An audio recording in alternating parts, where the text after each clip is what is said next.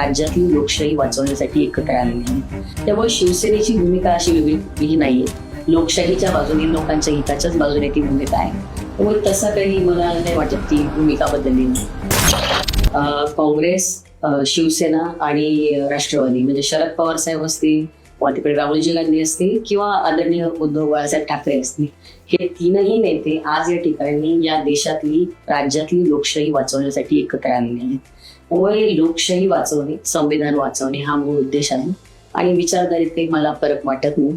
शिवसेनेची सुद्धा जी काही पायाभरणी आहे किंवा जो काही मूळ विचार आहे तो आदरणीय दिवंगत प्रबोधनकार ठाकरे तो मूळचा विचार आहे आणि तोच विचार पुढे बाळासाहेब ठाकरेंनी सांगला. आज तो वारसा उद्धवजी ठाकरे साहेब, आदित्यजी ठाकरे साहेब चालवतात. त्यामुळे शिवसेनेची भूमिका अशी वेगळी नाहीये. लोकशाहीच्या बाजूने, लोकांच्या हिताच्याच बाजूने ती भूमिका आहे. त्यामुळे तसं काही मला नाही वाटत ती भूमिका बदलली.